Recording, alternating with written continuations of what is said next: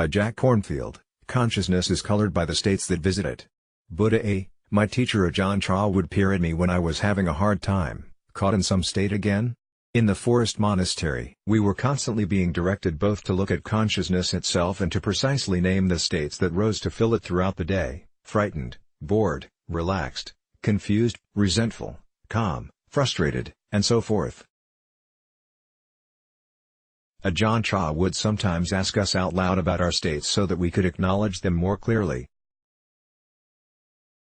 To a recently divorced monk from Bangkok he chided, "Is there sadness? Anger? Self-pity? Hey, these are natural, look at them all." And to a confused English monk he laughed, "Can you see what is happening?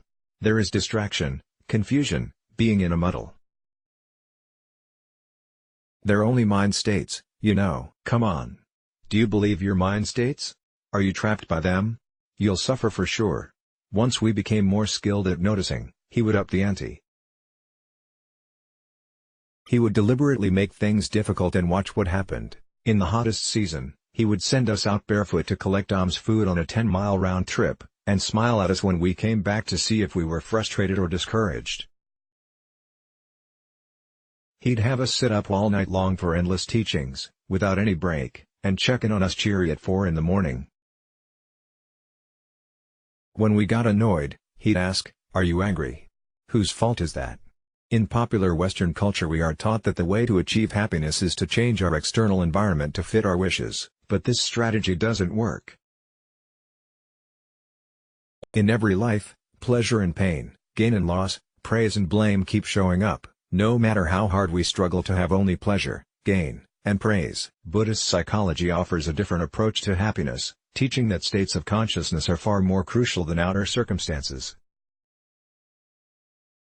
More than anything else, the way we experience life is created by the particular states of mind with which we meet it. If you are watching a high school soccer playoff and your daughter is the nervous goalie, your consciousness will be filled with worry, sympathy, and excitement at each turn of the game.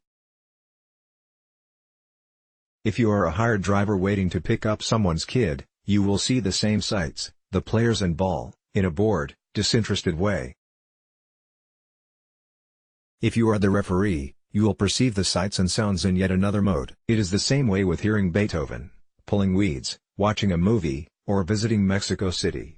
Our awareness becomes colored by our thoughts, emotions, and expectations. Just as when a lute is played upon, the Buddha says, the sound arises due to the qualities of the wooden instrument, the strings, and the exertions of the musician. In the same way do moments of experience and consciousness appear and, having come into existence, pass away. Our consciousness becomes colored or conditioned, taking on whatever qualities happen to arise with it. When we see this process clearly with loving awareness, then we don't get caught in each changing state or mood. We can smile and say, "Oh yes, here's that one again." With mindfulness we open to an inner ease and freedom of heart that serves us wherever we go. Let's block ads. Why?